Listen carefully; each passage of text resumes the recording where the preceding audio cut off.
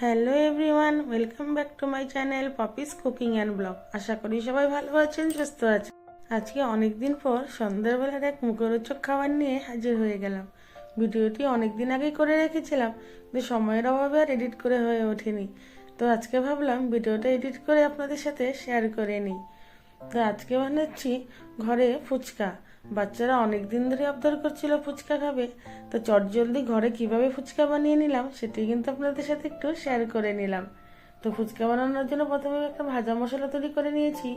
ওখানে দিয়েছি শুকনো লঙ্কা, ধনে, জিরে আর মৌরি। ওটাকে শুকনো খোলায় ভেজে একটু হালকা করে গুঁড়ো করে নিব। আর তারপর ভেজে নিলাম বাদাম। আর এখন ফুচকার জন্য আমি একটা তেঁতুলের চাটনি বানিয়ে নিলাম। তেঁতুলটাকে আমি 2 ঘন্টা জলে ভিজিয়ে রেখেছিলাম। তারপর তেঁতুলের পাল্প বের করে একটু গুড় দিয়ে তেঁতুলটাকে জাল দিয়ে তেঁতুলের চাটনি করে নিলাম। আর তেঁতুলের চাটনি করার সাথে সাথে একটা গ্রিন চাটনিও বানিয়ে নিলাম। আর গ্রিন চাটনির মধ্যে দিয়েছি পুদিনা, ধনেপাতা, সামান্য পরিমাণে আদা আর কাঁচা লঙ্কা। আর এদিকে আমি ফুচকার জলটাও কিন্তু রেডি করে নিচ্ছি। জলের মধ্যে দিয়ে দিলাম ফুচকার যেটা রেডিমেড মশলা পাওয়া যায়, পানিপুরি মশলা, সেই মশলাটাই কিন্তু দিয়ে দিলাম। আর দিয়ে দিচ্ছি লেবু পাতা। জানেন, আমাদের ছাদ বাগানে কিন্তু প্রচুর লেবু হয়েছে। একদিন আপনাদেরকে লেবু গাছের লেবুগুলো অবশ্যই দেখাবো। তো এই ছাদ বাগান থেকে লেবু পাতা আর লেবু নিয়ে এসেছিলাম ফুচকা খাবো বলে। তো 2 টুকরো লেবু এখানে আমি একটু চিপে দিলাম, যাতে করে লেবুর ফ্লেভারটাও কিন্তু খুব ভালোভাবে এসে যায়। এদিকে ফুচকার জল রেডি। আর দিয়ে দিলাম ওই যে ভাজা মশলাটা গুঁড়ো করেছিলাম, সেই ভাজা মশলার গুঁড়ো। ফুচকার জল কিন্তু একদম রেডি। এদিকে সমস্ত কিছু রেডি হয়ে গেছে। আর এখন কিন্তু আমি ফুচকাগুলো ভেজে নিব। ও হ্যাঁ, আসল জিনিসই তো দেখানো হয়নি, ফুচকার যেটা মশলাটা। এখানে আলু মাখাটা, এই আলু মাখাটা যতটা টেস্ট হবে ফুচকা খেতে কিন্তু ততটাই ভালো লাগে। এখানে আলুগুলো ভালো করে সেদ্ধ করে চুলে নিয়েছি। ওর মধ্যে দিলাম নুন, ছোলা আর পানিপুরি মশলা। আর দিব সামান্য পরিমাণের ওই ভাজা মশলাটা। সমস্ত কিছু দিয়ে ভালো করে মেখে নিলেই কিন্তু এই ফুচকা মশলাটা একদম রেডি। এটার মধ্যে কিন্তু পেঁয়াজ, ধনেপাতা কুচি দিলেও কিন্তু বেশ লাগে খেতে। তবে আমি আজকে এর মধ্যে কোনো পেঁয়াজ দিইনি। আজকে যেদিন বানিয়েছিলাম সেদিন কিন্তু শনিবার ছিল, সেই জন্য পেঁয়াজ দিতে পারিনি। তো ফুচকাটা আমি পেঁয়াজ ছাড়াই বানিয়েছিলাম। আর আজকে ফুচকা বানাচ্ছি রেডিমেড ফুচকা দিয়ে। রেডিমেড যে ফুচকা পাঁপড়গুলো দোকানে কিনতে পাওয়া যায়, সেই পাঁপড়গুলোই কিন্তু ঘরে অনেক দিন ধরে রাখা ছিল। তো আজ বানাবো, কাল বানাবো, এই করে করে কিন্তু ফুচকাগুলো আর বানানো হচ্ছিল না। তো অনেক দিন ধরে যখন রাখা ছিল, তো আজকে ভাবলাম সমস্ত কিছু রেডি করে নিয়ে ফুচকাগুলো বানিয়ে নিই। তাহলে এই ফুচকার পাঁপড়গুলোও শেষ হয়ে যাবে। আর চটজলদি ফুচকা খেতে ইচ্ছে করলে কিন্তু এরকম করে দোকান থেকে যদি পাঁপড় কিনে এনে রাখা যায়, তাহলে কিন্তু যখন তখনই আমরা এরকমভাবে ফুচকা বানিয়ে খেতে পারি। আটা মাখার বা বেলার কোনো ঝামেলা নেই। জাস্ট তেল গরম করে তেলের মধ্যে দিলেই কিন্তু কি সুন্দরভাবে ফুলে গোল গোল ফুচকা একদম রেডি হয়ে যাচ্ছে। দেখুন, আমি এক এক করে কিন্তু সমস্ত ফুচকাগুলো এভাবে ভেজে নিচ্ছি। তেলে দেওয়ার সাথে সাথে ফুচকাগুলো কিন্তু খুব সুন্দরভাবে ফুলে উঠছে।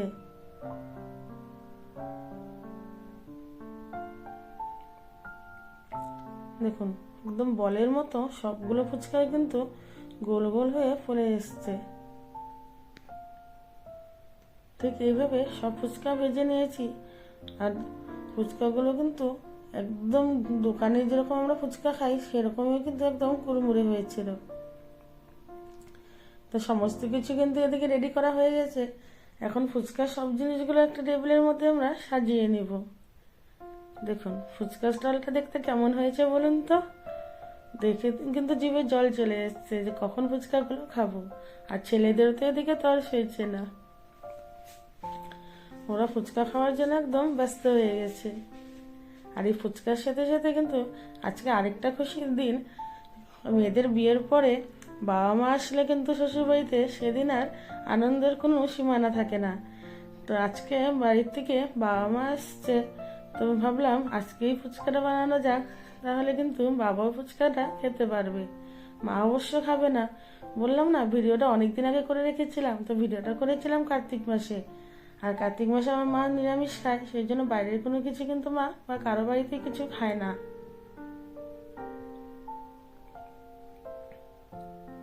দই ফুচকা আলু মাখার মধ্যে এখন আমি ফুচকার পাঁপড়গুলো একটু ভেঙে দিয়ে দিলাম, আর দিয়ে দিলাম সিদ্ধ করে রাখা ছোলা।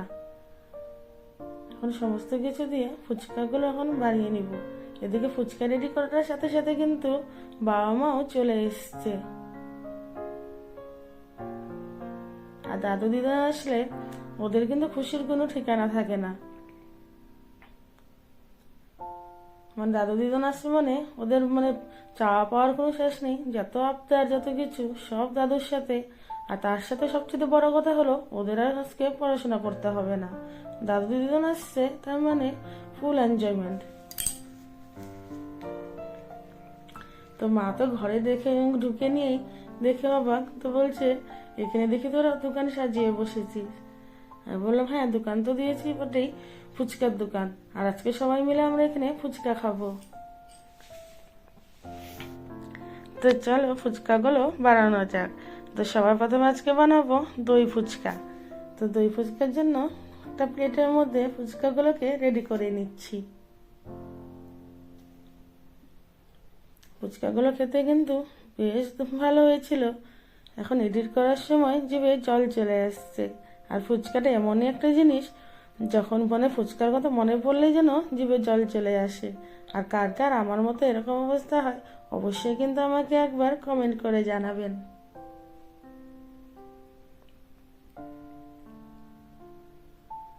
তো এখন ফুচকার মধ্যে আলুর পুরগুলো ভরে নিচ্ছি। এক এক করে সমস্ত কিছু দিয়ে কিন্তু ফুচকাগুলো ভালো করে সাজিয়ে নেব। তারপর ওর মধ্যে দিয়ে দিলাম টক দই।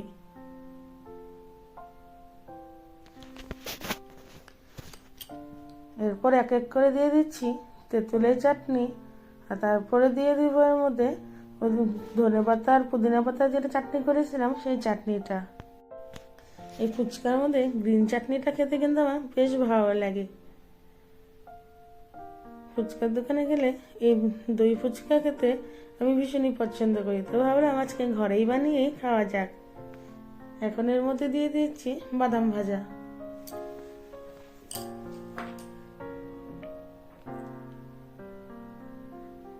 তো সমস্ত কিছু দেওয়ার পরে উপর দিকে ছড়িয়ে দিলাম কিছুটা ঝুরি ভাজা। আর আমাদের এই দই ফুচকা খাওয়ার জন্য কিন্তু একদম পারফেক্টলি রেডি।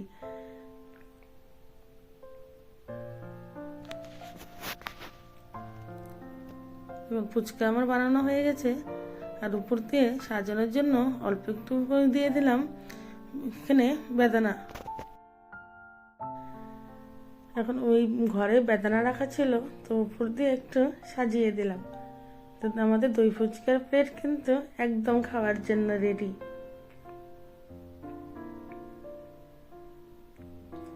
তবে বাচ্চারা কিন্তু দই ফুচকার থেকে জল ফুচকাটাই বেশি পছন্দ করে।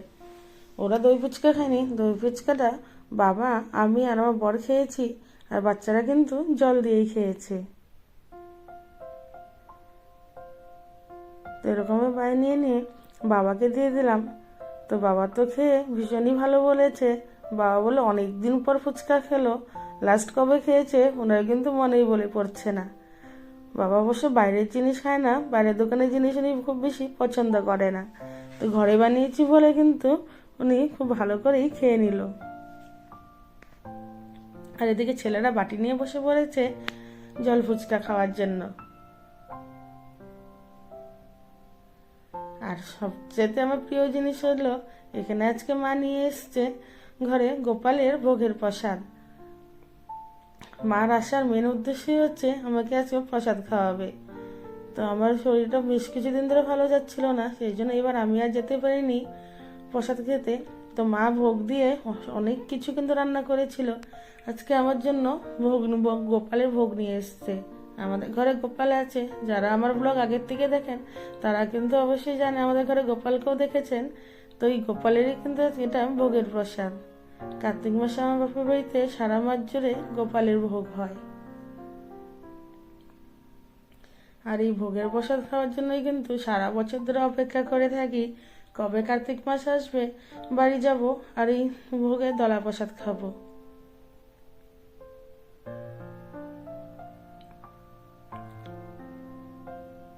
এখনো যেন মুখে জল চলে আসছে আর মনে হচ্ছে এই প্রসাদটা যদি এখনো পেতাম তাহলে হয়তো কত ভালো করে যেন খাওয়া যেত। এক এক করে কিন্তু মা অনেক কিছুই রান্না করেছিল আর ওই প্রসাদটা খেতে কিন্তু এতটাই ভালো হয়েছিল। প্রসাদ বলতেই কিন্তু দারুণ হয় খেতে, আর গোপালের ভোগ বলে কথা, এর যেন কোনো কিছুর সাথে আর তুলনাই হয় না।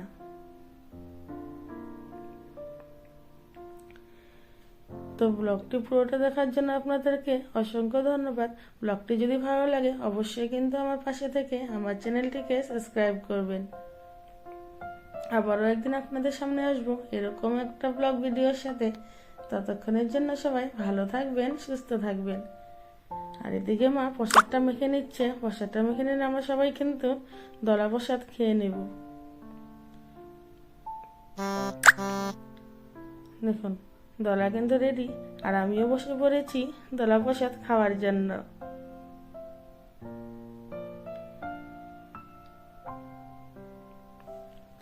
দুনিয়ার যে কোনো খাবারকে কিন্তু এই খাওয়ার সামনে কোনো কিছু